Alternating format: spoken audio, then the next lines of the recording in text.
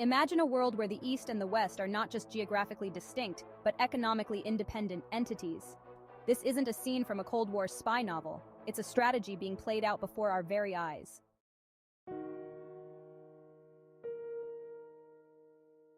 China, the economic juggernaut, has taken the old Western playbook and scribbled its ambitious plans across the pages, the concept of economic decoupling.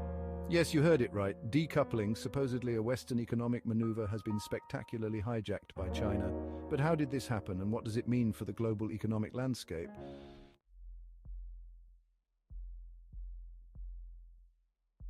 Originally, economic decoupling referred to the ability of an economy to grow without corresponding increases in environmental pressure.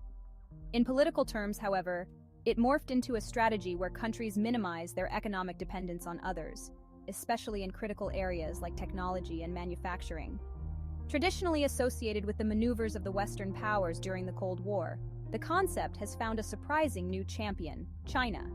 Diving into the annals of history, the term decoupling was seldom used before the 21st century in the context of global economics.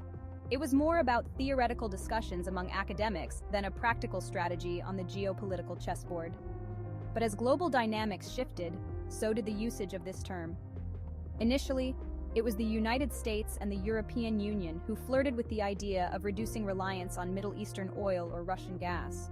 But these were mere dalliances compared to the committed relationship China would develop with the concept.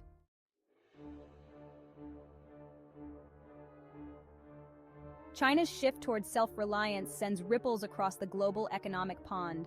By reducing its dependency on Western markets and technology, China fortifies its economic sovereignty, but also poses a challenge to the global trade status quo. For countries like the US and members of the European Union, the response has been a mixture of concern and adaptation. Policies are increasingly being drafted to counterbalance China's growing economic autonomy, with measures aimed at bolstering domestic industries and technology sectors.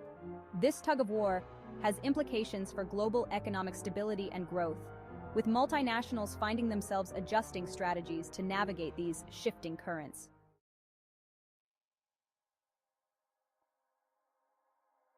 Countries may find new alliances and trade partners, and the economic map of the world could be redrawn. Speculating further, the shift towards regional and national self-reliance might lead to more localized economic bubbles, each with its distinct advantages and vulnerabilities. This could mean a move away from globalization as we have known it in the past few decades. Ultimately, the Chinese blueprint for decoupling may not only redefine its role on the world stage, but also prompt a broader rethinking of economic dependencies and resilience. The era of economic decoupling might just be getting started, with all its inherent challenges and opportunities.